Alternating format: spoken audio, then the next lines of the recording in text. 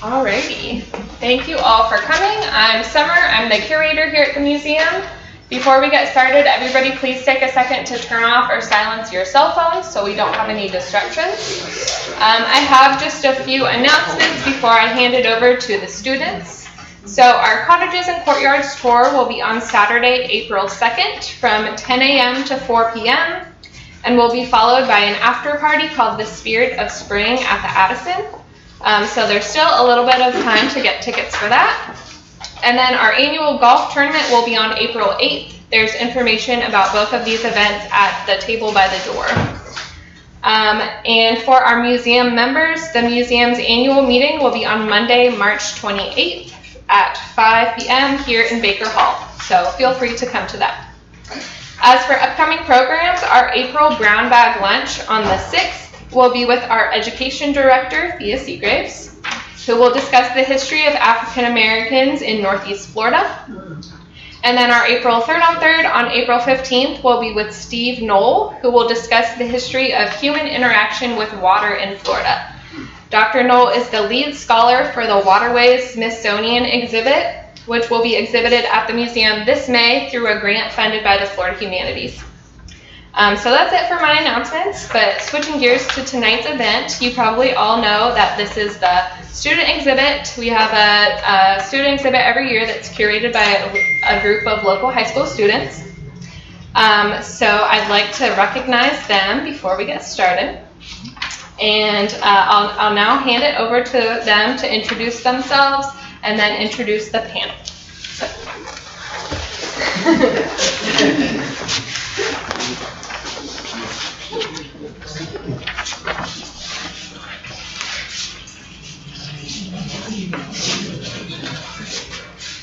My name's Peyton. I'm a junior, and this is my first year with the museum. I do online school through FLVS.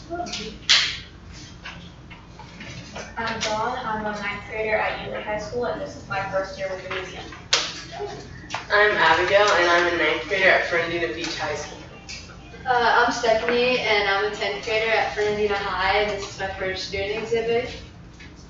I'm Emma Hogan. This is my second year with the student exhibit, and I'm a senior in high school.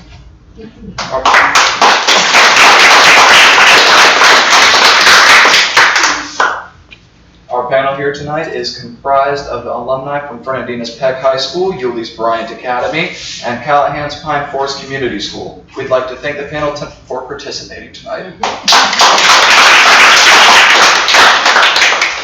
Over first here, closest to me, is Mr. Neil Frink, I apologize. Born and raised in Old Town Fernandina, Neil Frink's ancestors have lived here in the area since the 1700s. During his career, he worked for the automotive industry as well as the Amelia Island plantation. Mr. Frink is a member of St. Peter's Episcopal and of the FL Ajax Club, as well as president of the A.L. Lewis Historical Society and the Peck Alumni Association. He attended St. Peter Claver, Peck High School, Bethune-Cookman College, and the Apprentice School for Industrial Management.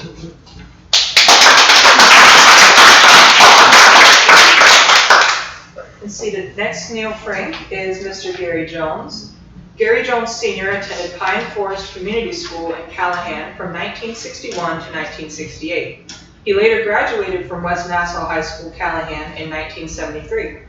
He then moved to Philadelphia to attend the Philadelphia School of Printing and Advertising to become a lithographer and graphic designer.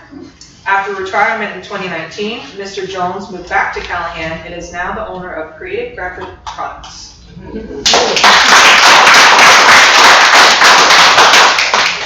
Our next panelist is Jeanette Wilson Baker. Miss Baker is a Fernandina native who graduated from Peck High School in 1963. During her career, she worked as a nurse consultant and international volunteer in the service of HIV and AIDS treatment and prevention. She also served in the United States Army Reserves. She is currently the executive officer of a community-based organization, the Coalition for the Reduction and Elimination of Ethnic Disparities in Health.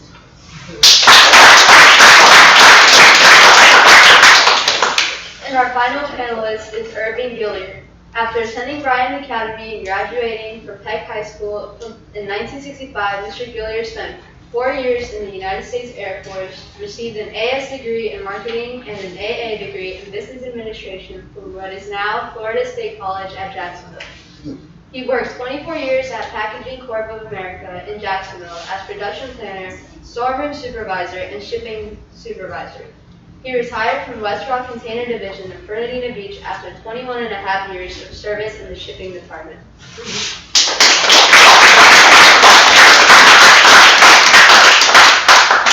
And so with that, please everyone welcome our panelists one last time.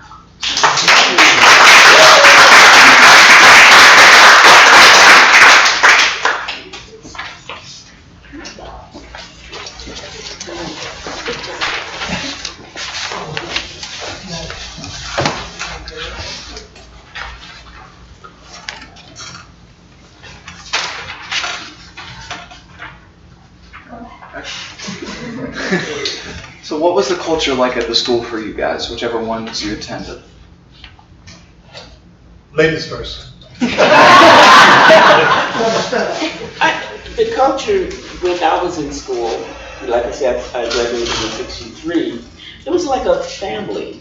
It really was. If we had an event, like if we had prom, all the parents would come and be to the door watching us come in. Listen, a lot of the kids from crosstown was anytime you passed Beach Street, you would cross town. So yeah, crosstown was past Beach Street. They would walk from their homes cross town in their gowns to the Peck High School for prom. But the parents helped make the decoration. The parents helped make the sandwiches that we had. So if our colors were, my class colors were pink and blue, well, of course the sandwiches were pink and blue. So we had to dye the bread. You know what I'm saying?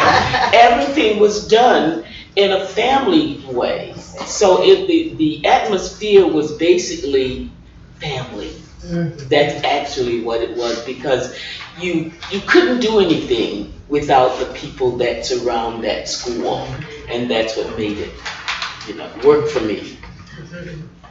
I think Pine Park much the same way. It was like very close knit, and the PTA was very strong. That's I mean, it was strong. Right. It was so strong that the teachers realized, like some of the parents, but he wasn't very educated, because that was due to the circumstances back then, because it was illegal for black to learn. And the school before Pine Forest only went to the 8th grade. So the people had to take the bus to go to Jacksonville to study. I think that the school in about 95, that dilapidated school, is still there. But anyway, the parents were so involved, and like she said, they were chaperoned on the trips, the class trips, and that closeness to our parents, to our teacher, helped us learn, because like they told you to do a report and you say you didn't do it, the teacher's car might be in the driveway that afternoon. So, and then plus we saw the teachers at the grocery store, they went to church with them, and it was very close-knit. And also they lived with people in the community. A lot of them had just got out of college, and they were rooming with people in the community.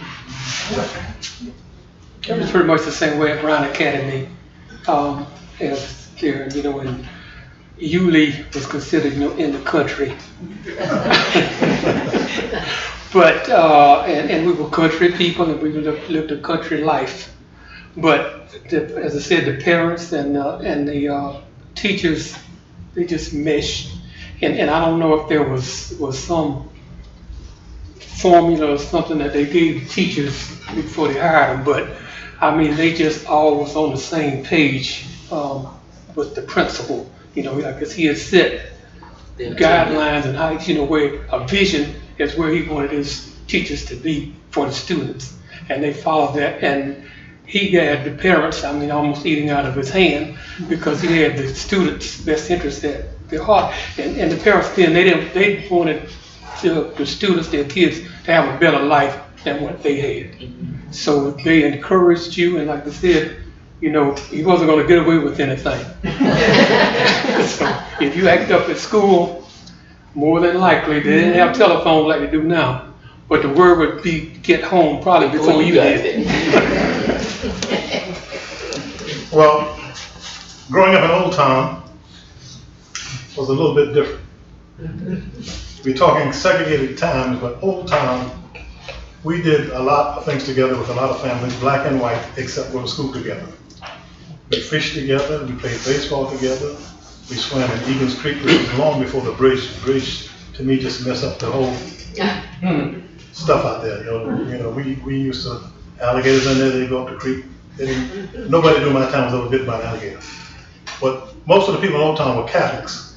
I grew up at St. Peter Claver, St. Michael's Church. St. Peter Claver Church was first in Old Town, and they moved to 3rd and Calhoun Street, where the building is still there now. St. Peter's School was down the street at 6th and Calhoun. My first 2 years was spent at St. Peter's Claver School. Sister Cotel was the teacher. Each row of desks, maybe, I don't know how many, but first grade, second grade, you know, it was, that's the way they did it. But then the public school, people from Old Town had to walk from Old Town to Peck High School. I was at an age group where everybody was 4 or 5 years older than me, or 4 or 5 years younger. The school bus started coming to Old Town, picking them up, but it wouldn't drop me off at St. Peter's School. So therefore, I quit St. Peter's. I came to Peck High School in 1947 in the 2nd grade. Mr. Ashley was my first teacher. But a lot of the young people that I grew up with, a lot of my friends at school, they came to Old Town and learned how to swim. Baseball teams were mixed, black and white on the teams. We swam in the creek together.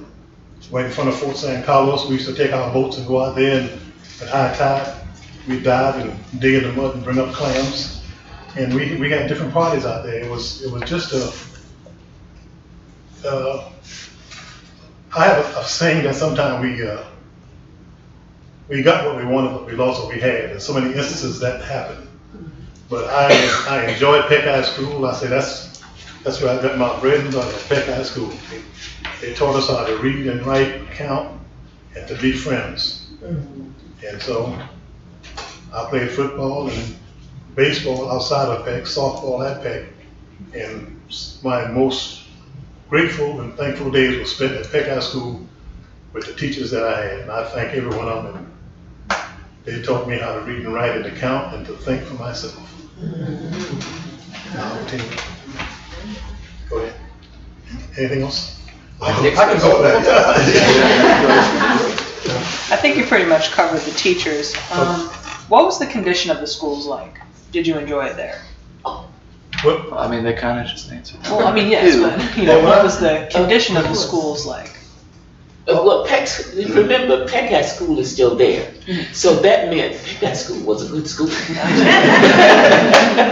It's still standing and you know, flourishing. So the school itself was good. The thing about, let me tell you about Peck. The thing about the Peck campus was everybody took pride in it. Everybody took pride in it. You didn't find paper all over the place, but we were picking up the paper all over the place. You didn't find stuff written all over the walls. That wasn't going to happen. That's not happening. You didn't find windows broken out. That's not going to happen because the neighborhood itself took pride in the school. So that the school was the anchor of that neighborhood. You had the principal in the school. You had to see, listen, the school is on 10th and whatever that street of it. Well, it was right there. The people around the school, oh, they was uppity. They were, because they were, you know, they were in the high class. They were high class because they were around the school. So anytime you lived in the neighborhood where your school was, I don't know whether you all remember that, but you were somebody because you lived in the neighborhood where the school was. So everybody took pride in the school, no matter what it was. We did. So the school was well kept. We knew to do that. Yeah. It was pretty much the same way at Bryant Academy. you better not walk by some paper or trash Oh, these. and a teacher or the principal see you, because you'll be in trouble. And you still have to pick it up, so you might as well pick it up where you see it. But the campus stayed clean. If there was some discipline needed to be done, that was your punishment. You went outside and cleaned up around the campus, whether it was cutting down bushes, trees, anything, whatever needed to be done, that was your punishment. Right. And I tell you, I wasn't just slow. I think I should have said it. I was waiting for it. I told them this before, but if we didn't want to be in class, we would act up. So we could go outside and play around outside. We still got to do what needed to be done, but if we didn't want to be in class that day or for an hour or two or whatever, we would just do whatever. So we get sent to the principal's office. I don't feel like this is just, you did get punishment if you did something wrong. But I remember my punishment one time, I had to wash dishes in the cafeteria. But listen, I come from a family of 15 kids. Lunch at that time was 25 cents. And a lot of times I didn't have 25 cents. I didn't have 25 cents for lunch. So they put me in the cafeteria to wash dishes. I was so glad because I got free lunch. I got free lunch. So they got ready to say, okay, your time is up. I said, please let me continue. Let me continue washing dishes so I could get free lunch. Because I didn't even have a quarter at that time to buy, to buy the lunch with. But I say, sorry. Yeah, no, like our school, like the epicenter of the whole community. We had like activities, like like you said, came from a small town. We didn't have a movie theater to show movies. We had sock hops. Then later we called the record hop. We get the DJ from Jacksonville, WDS. I don't know if they're still around. But like I say, we had so many events. On May Day, we'll have intramural. There will be a big thing. Then sometimes we'll go cross county and play Bryant Academy or Peck, and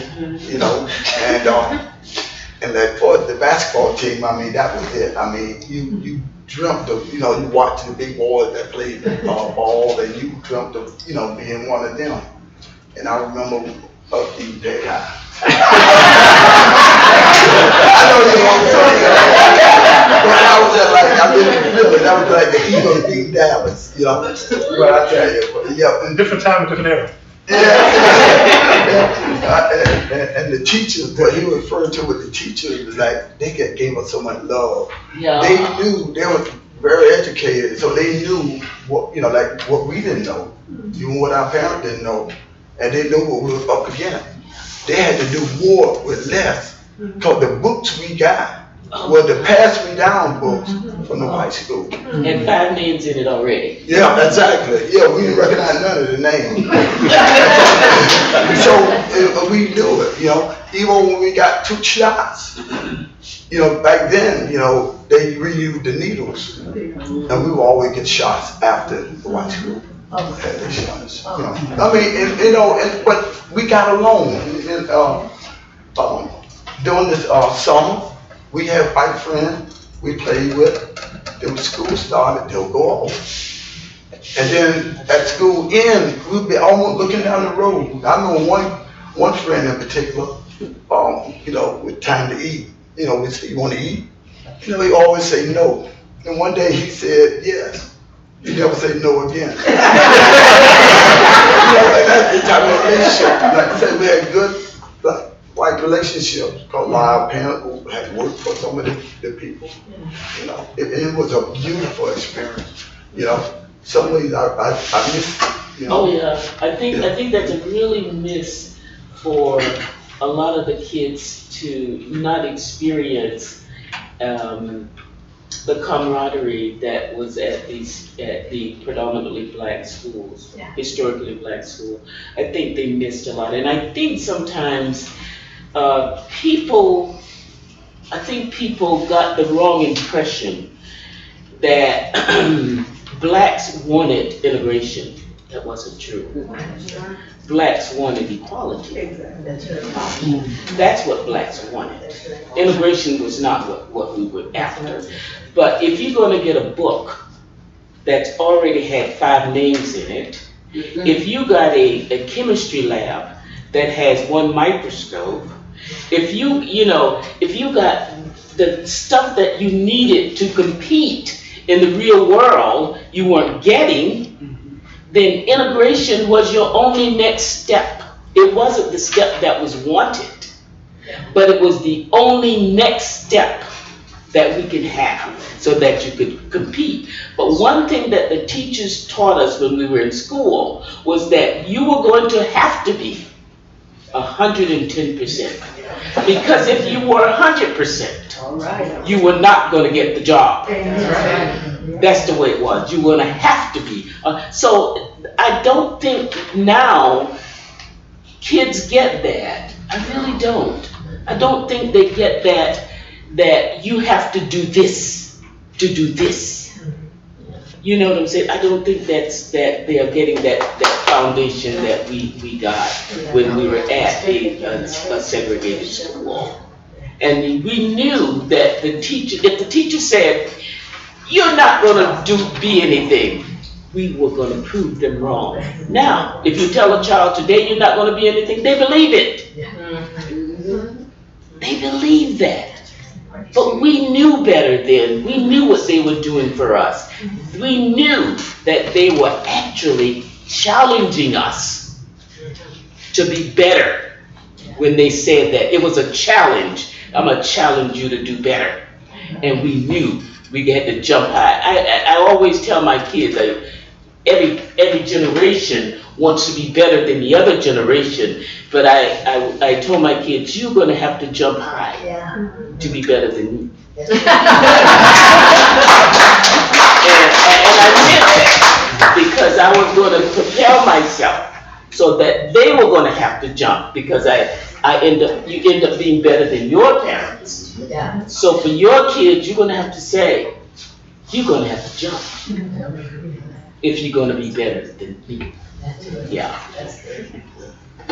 I know coming to Peck in 1947, Peck was just, I call it like a double shoebox in the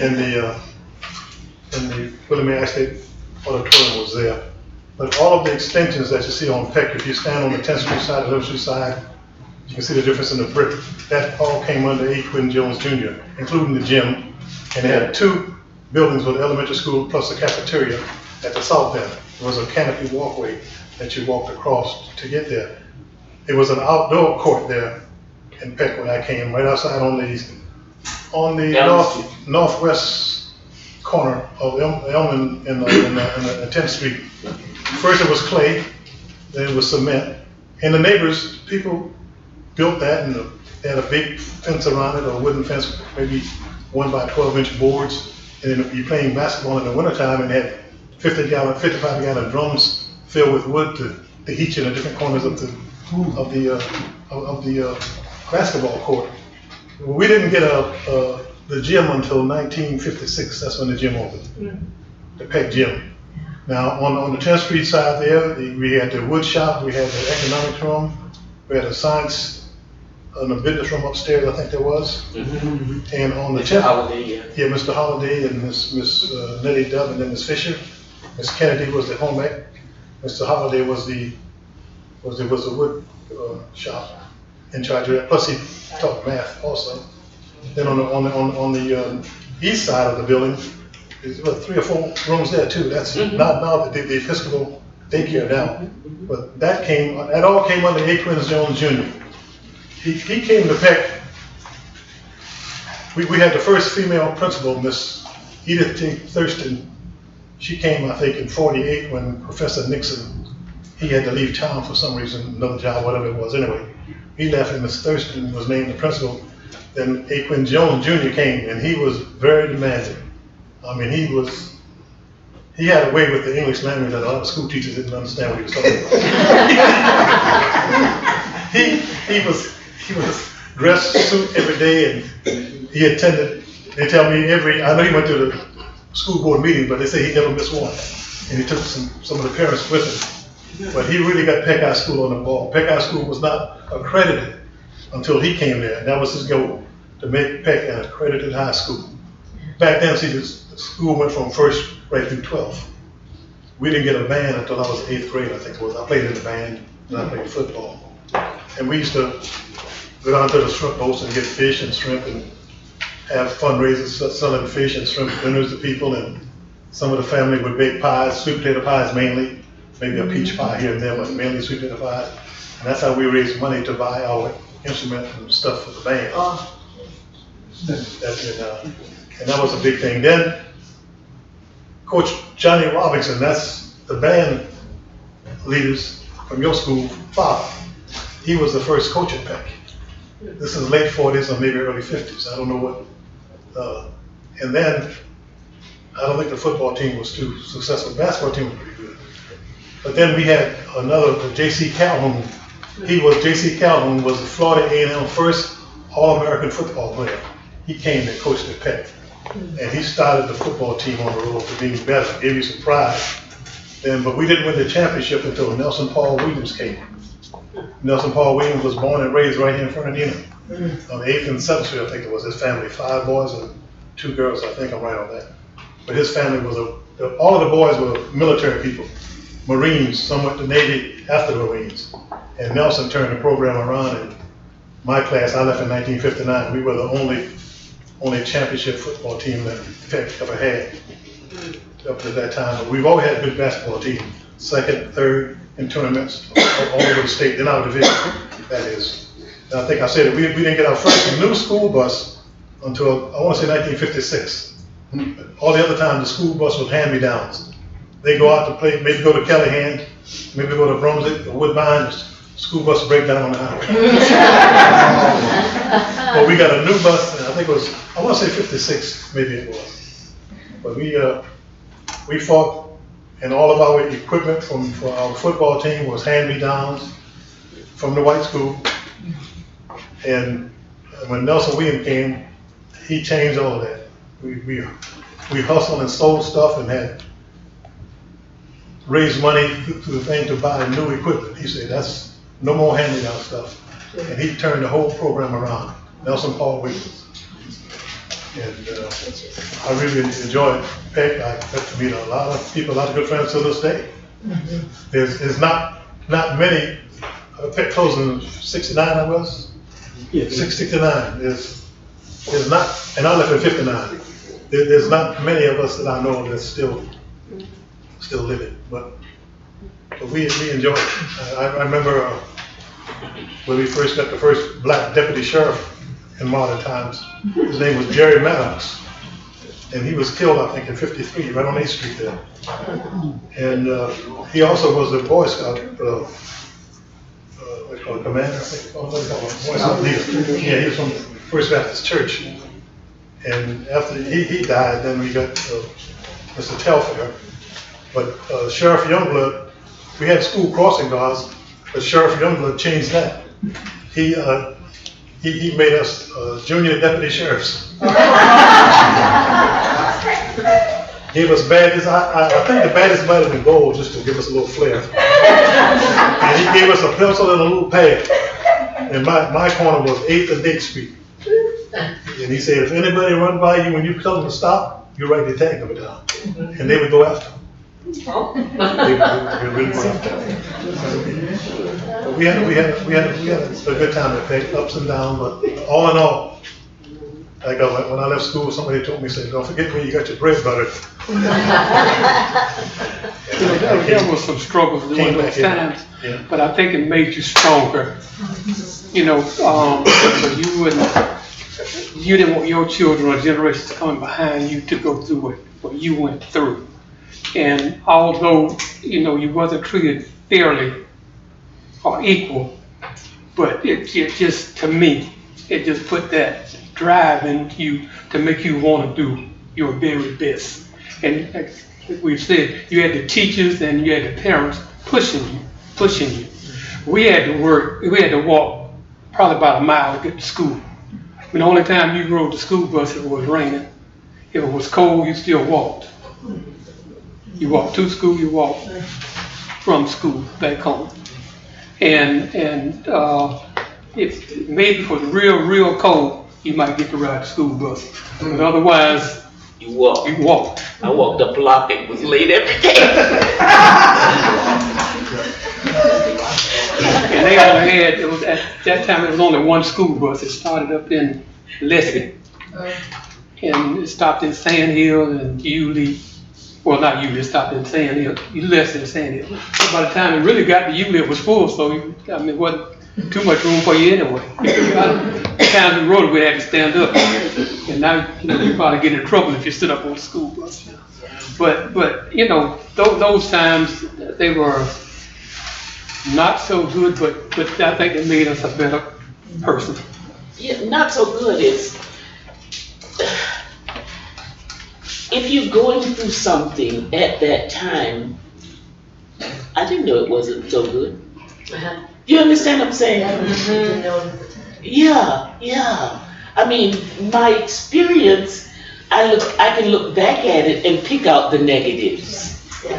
But when you're going through something, sometimes you actually don't see those negatives at that particular time. I have to look back to say, what? I went through that. But you have to actually look back at it. I can see more now about what happened. I can understand now why I thought my parents pushed so hard. I can understand that now. I can understand now why there was such a big hoopla about integration, even though we may not have wanted it. But I can understand now why it was so important. Understand. But like Neil said, we may have gotten integration. However, I think we lost a lot.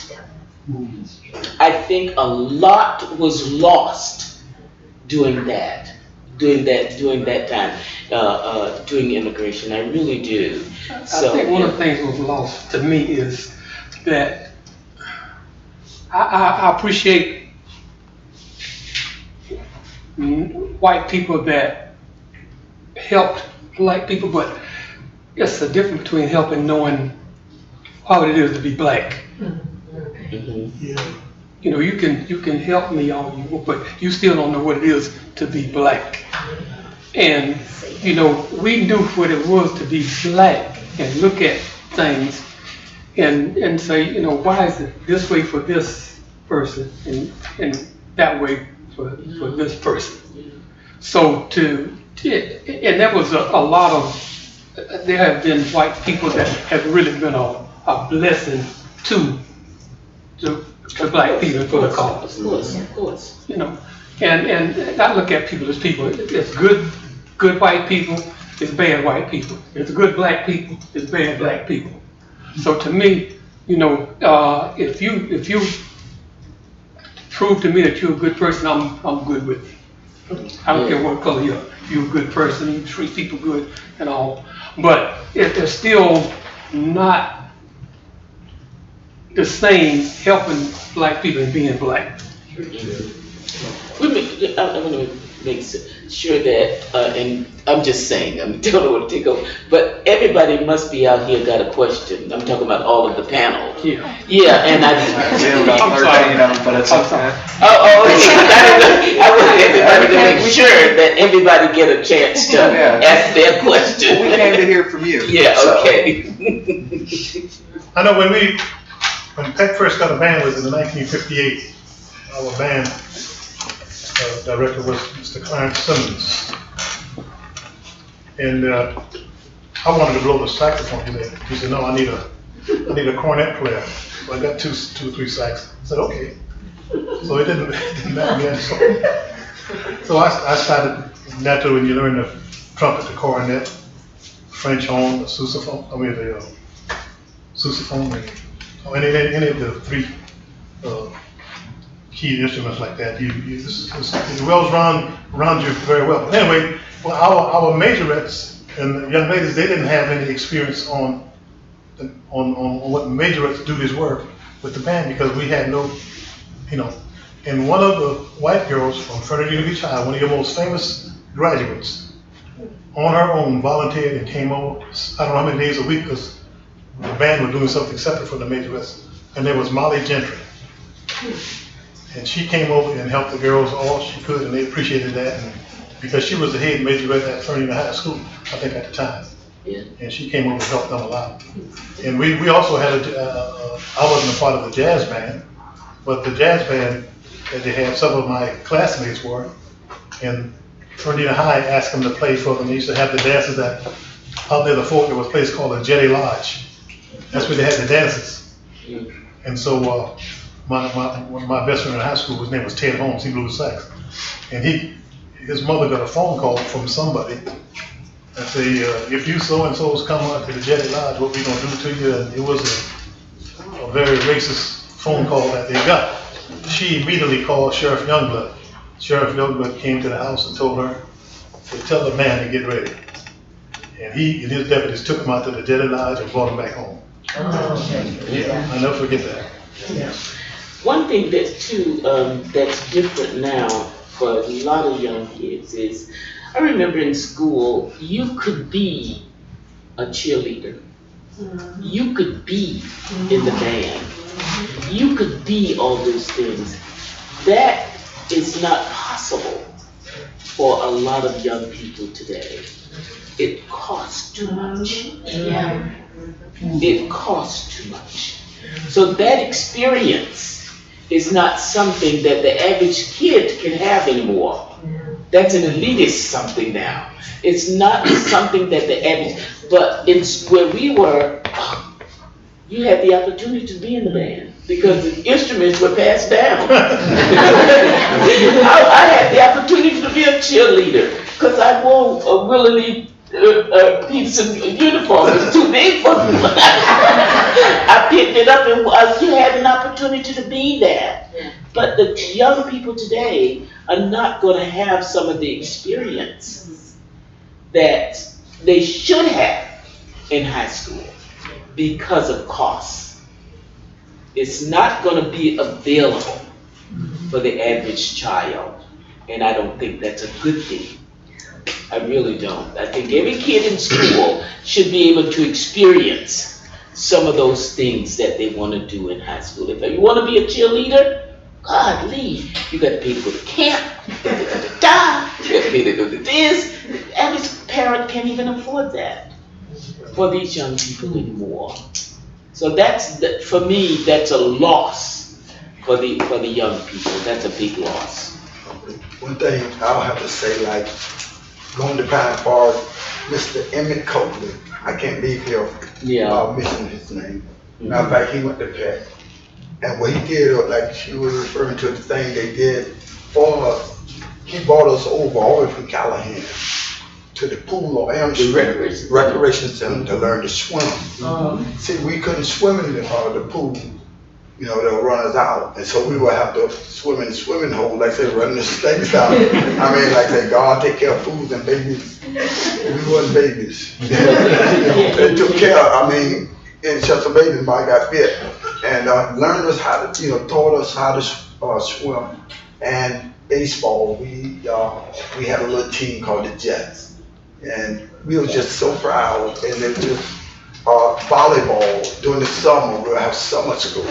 They would sell refreshments, what gave us activity to kind of kept them off the street. We had no rec center. So like I said, the school was the epicenter of the black community. Yeah, that was it. Yeah.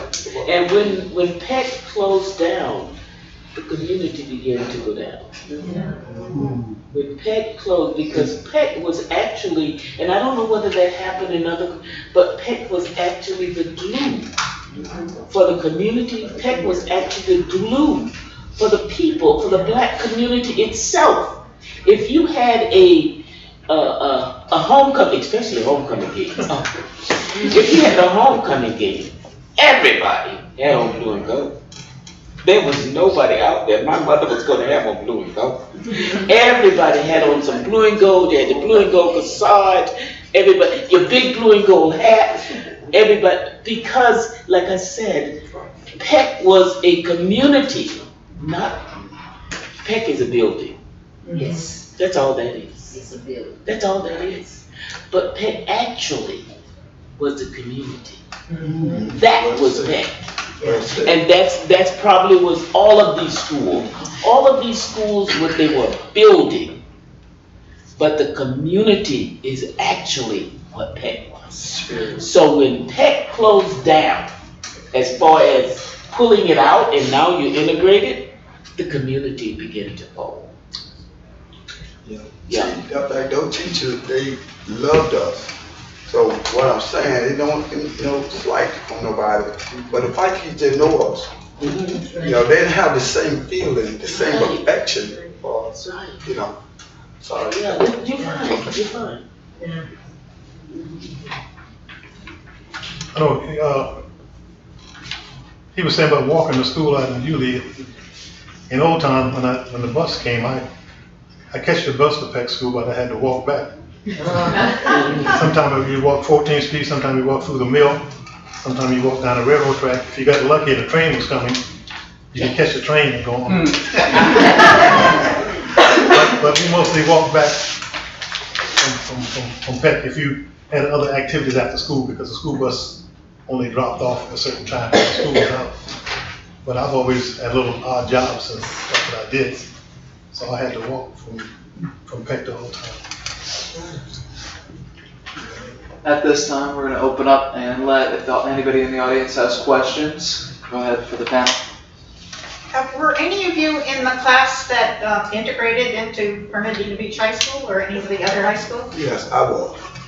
Yeah, I saw the transition, and I was going to speak on that. It was an amazing transition.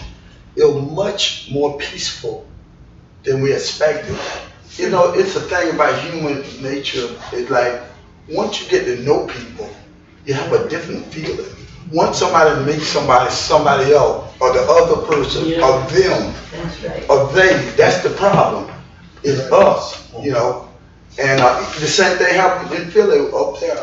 Friends I met, they got to know me. And the same thing in school, I was an athlete. And so naturally, we kind of, for some reason, people like athletes, Mel be the first one. And it was beautiful. We had some incidents, but wasn't that many. 1 minute you was expect, and then like I say, that's where the thing, like a lot of times people like say they want somebody to love you. But the first thing, if somebody respect you, then they can love you. See, and that's what was learned. See, they learned to respect us. And some of the athletes, we were the first ones, because we got respect on the field. I mean, I've been double and triple team on games. I'm looking, I ain't a big guy. But I'm just saying that demanded respect. Some not too much respect. But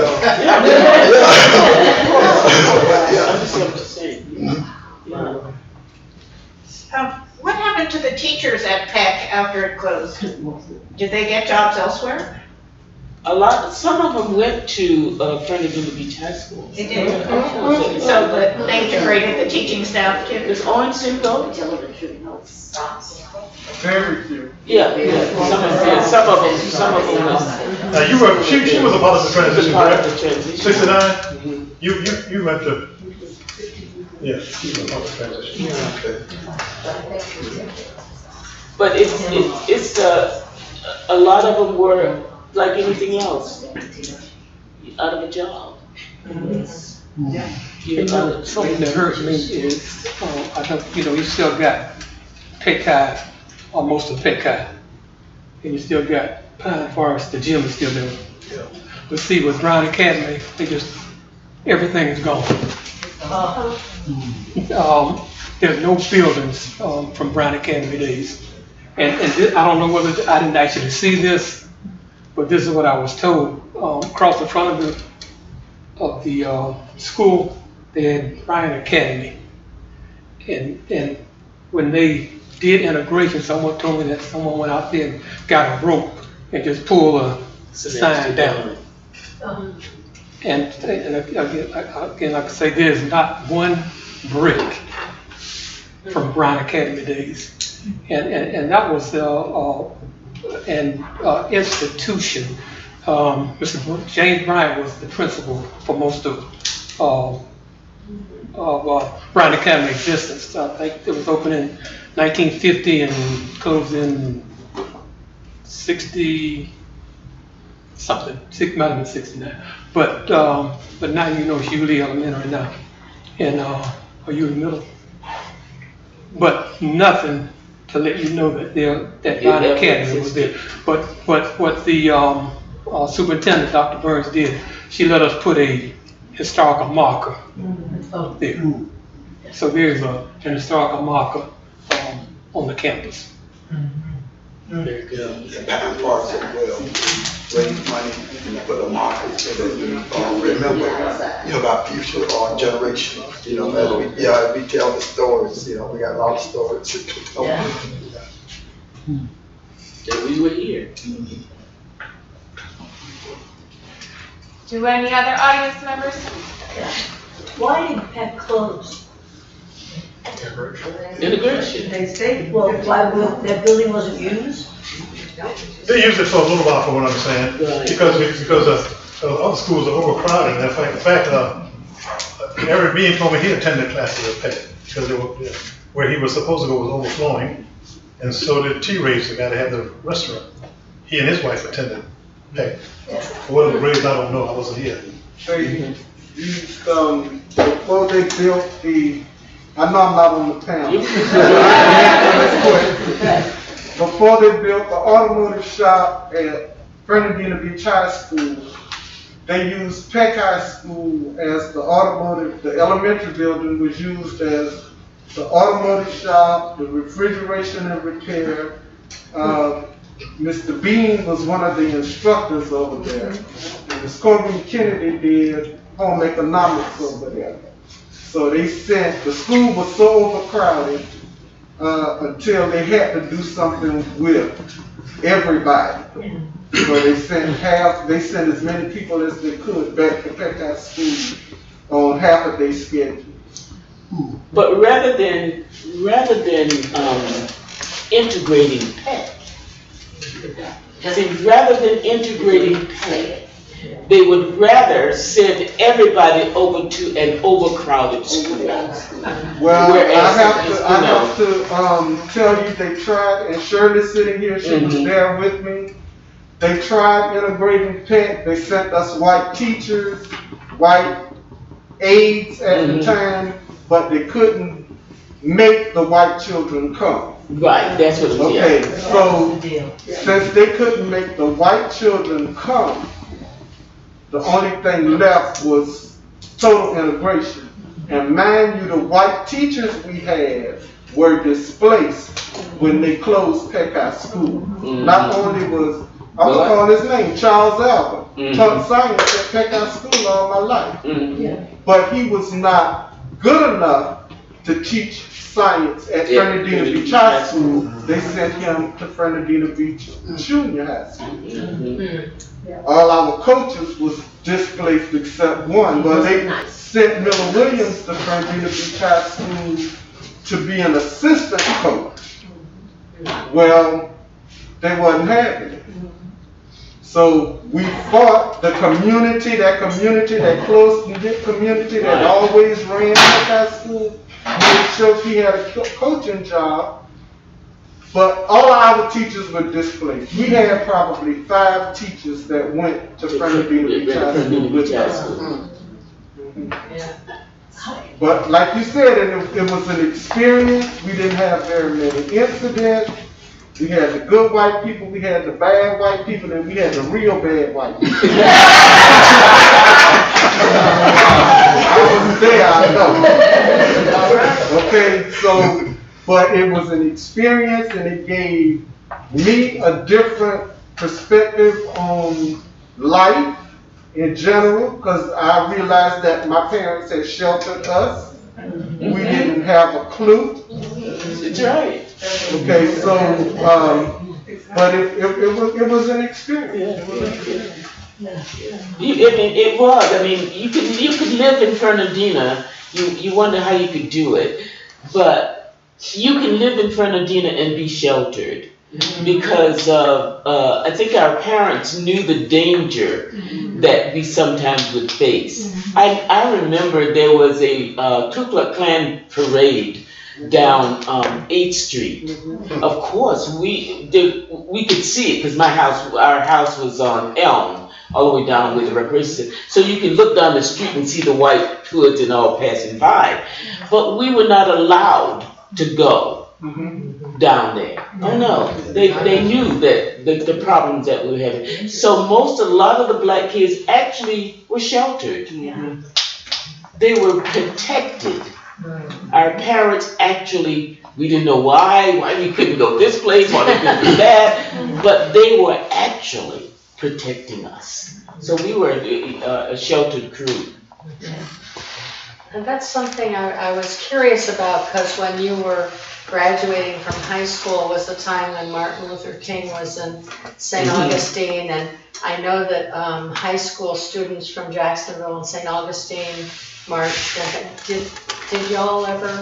Did it ever come up this way, or we were pretty much off the grid? Yeah, it must be, because I don't remember a march up in this area. I really don't. No. I think in Callahan, to be honest with you, our parents taught us to keep the peace. You know, and somewhat they taught us to be a little passive. Because y'all heard of Jim Crow law. Back in Jim Crow law, a black man couldn't look a white woman in the eye.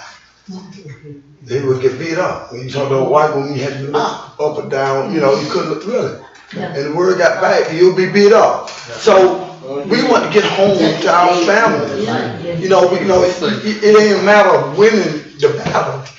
It's a matter of winning the war. And we were about winning the war. So we were a little passive to get to it. In some ways, it's still that way, right? You have to have the talk with your children. I see what you're saying. For young men, you do have to have the talk. I remember my grandson went to a get-together somewhere on Sadler, and you go off Sadler down into almost a ravine, had all these houses down there. But he went down there, and it was predominantly white. I think he was the only black kid that was there. So I had to go pick him up. And when I went to pick him up, he was outside. He'd walked from the house. He was outside under a light, a light there with his phone in his hand. I told him, you will never do this again. Because somebody could look out that window and say there's a black man out there with a gun. And the police is not going to come around that corner and ask any questions. They're going to see something in his hand and they're going to say it's a gun. So you're right. We still have to have those talks, especially to our young men. And it's a shame that we have to have those talks with our young men. It is. At this time, I still got to tell my kid that certain things that I don't want you to do. Wow, I shouldn't have to do that. I shouldn't have to tell my grandson you can't go here because there's somebody that peep out the window and say this could happen to you. But you're right, the talk is still had. It's still being held in homes with young people. And you wonder why that when kids graduate, they leave and don't come back. They leave Nassau County and don't come back. Number one, there's no jobs here. That's number one. And they sometimes you feel that in certain areas you might have a better chance of upward mobility. You might have a better chance. But you're right. It's a good point that the talk is still being had. I have a question. You said that, which is true, because like my grandfather could read, but a lot of parents didn't have much education, And so I thought at one point you were going to say that the teachers also worked with parents. They taught them for free. When they spare time, they had night class. I'm sorry, I meant to mention that. Right. And that is support, unpaid, At Peck High School, we had night classes for the GIs that came back from the Second World War, and anybody that wanted to know they could go to school. And Professor Jones's wife taught there, Miss Lucy Mae Dove Matthews taught there, and Miss Ross, I think it was. It might have been more, Miss Pitney, but they taught night school because a lot of guys that fought in the Second World War, the Korean War, they couldn't read and write as well as they should because they weren't allowed to go to school. I think at Peck we didn't get a library, I want to say until 1956, 57. I don't think we had a library up until that. She just died. Miss Owens. What was her name before that? Went to go to your church. Chappelle. She was the first. I think she was the first librarian in Peck. No, she's Spanish teacher, Miss Owens. When she came to Peck, no. I'm talking before your time.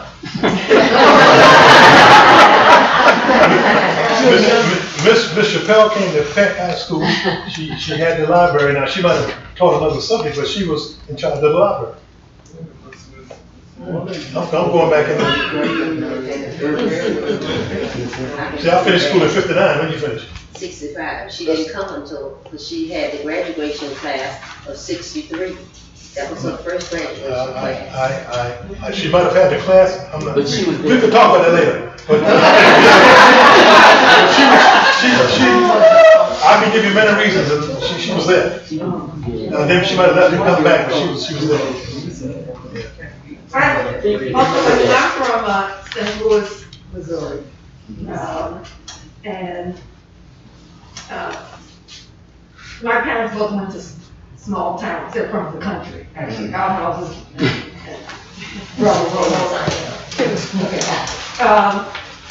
But in talking to baby boomers from all over the country in my travels and my schooling, there's a consistent pattern that replicates what you're saying. I went to an all-black daycare, elementary school, and my mother died when I was in 6th grade. And then I went from being in an all-black school, black teachers, black principal, black cafeteria workers, black, okay. And I became the only student in my classes. There were 12 blacks out of 350 students, and there were no other minorities. We were it was black and white. Now, immediately, it was cultural dissonance. I didn't know that word then. But the whole feel, I mean, the energy in an all-black school was amazing. Yes. I mean, it was like, you couldn't look left or right. Like, then students today think teachers, like if you look to the right, they're like, excuse me? Okay, it's black. Okay, it was like, but you knew they loved you, and they told you the truth. There's no time for foolishness. You got to deal, and they also taught black history. Not in jail as well as down to the creation, So you knew black people were accomplished. Okay. That grounding from then served me when I was the only. I was the first hired black teacher in Hopkins, Minnesota when I graduated from college. 2 high schools, 3 junior highs, and 8 elementary schools. And I was it for the whole district, and only 2 black students. Okay. When I never had another black teacher, when I left Marshall Elementary School in St. Louis, Missouri, I did not have another black teacher until I was at Harvard at the Ed School, and I had Sarah Lawrence Lightfoot, who was my advisor, actually. So, but I never felt that I could not compete because they told us That we could do. you can compete. Do not let people, because they knew people would tell us, and the invisible messages we were sent once we left that sheltered environment. Okay, they had prepared us for that, you know, and so it was just reality. And I have friends who integrated from Memphis, who were in the first class of integrated, and they resegregated them in the schools. So when they went into the buildings, they made them sit in the cafeteria in a separate place. Also, in case people don't know, that's when tracking started in America. When they integrated school, there was no tracking prior to that. Okay, and Kenneth and Mamie Clark said that was the biggest mistake of their life. Because people took the Dow study where the black kids picked the white Dow as better to eliminate black schools. And like you say, we didn't ask for integration, we asked for the option to go to the schools we wanted to go to. But when people say black people do not support education, they have sacrificed their children throughout history, starting with giving their first pennies to penny schools after slavery. Okay, so white people were not willing to send their kids, black kids, where they wouldn't have been mistreated. Okay, but black parents had to send their kids to the schools and be mistreated, be alienated, not have options that they had in the schools they were in. So I really don't think people realize, you know, the sacrifice that our parents made. And there has been a teacher shortage since immigration, where they fired all the black teachers. Because one, civil rights happened in the 60s. They chose other things. You could be a teacher or a preacher, basically. Prior to that. Okay. So when they could become lawyers, whatever, they weren't going into teaching anymore. So the dirt of has never been recovered. Never. I don't think it ever will be. So it was really I'm saying the sacrifice of black teachers, then you had people with masters and doctorates teaching in black schools because they couldn't be hired anywhere. You had people with doctorates who were pulling porters because when the time came, you were always to be prepared. You see what I'm saying? Yeah. So this theme that you say that existed here, existed everywhere. In black communities. And when I watched Eyes on the Prize, the most poignant moment was when the parents said to the kids, because they sheltered the kids, like you said, you were in the black community, they went out with the white kids, you were around black people all the time, so you weren't discriminated against because you weren't around white people, okay? They told them, no, you will go to school, and when all those kids walked out of school in mass, and all of them got arrested, okay, because their parents would lose their jobs. And these teenagers took it upon themselves, they're like, oh no, we're walking. That's probably the first time they ever defied their parents. And so that's the most moving thing to me when they're arresting those kids. One after the other, that's why I used to tell my students, you can make a difference. Don't say, I'm only a teenager. And I tell predominantly white kids, all my educational experience, like I said. And they knew that, and I think that's part of the grounding they had. So I would agree with you. The seeding of pride and the belief that the whole community had is never left. I mean, it really gives you a central base. So thank you for coming and sharing. Oh yeah, thank you.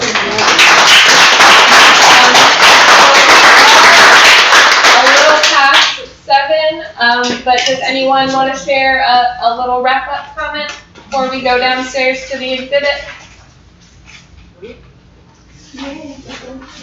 I would just like to say that I really enjoyed Bryant Academy, first through the 9th grade. I was, we didn't have daycare or kindergarten in the country. So my grandmother was my kindergarten teacher. She taught me, you know, what I knew till I got to first grade. And then the teachers just took it on from there to ninth grade. I went to Bryant Academy from 53 to 62. And that was a great experience for me. I think it prepared me for life, for where I went past high school. That was just to me a tremendous time in my life, from first grade to ninth grade at Bryant Academy. And I spent 3 years at Peck High. We didn't have a black high school in Yulee, so we had to ride the bus to Peck High for 10th, 11th. Right. I would like to thank this group here, the young people. And the reason I'd like to do it is because of your interest in something like this. That's why. Because at least there's an interest in history and an interest in what happened. Interest in truth, like you said. That's what I like about this panel here. And I'm interested in what went on. Because if we're not interested in history, I'm telling you, there's a chance we can repeat this thing. There's a chance that we can repeat this thing. So I'm really, really proud of you all. I really am.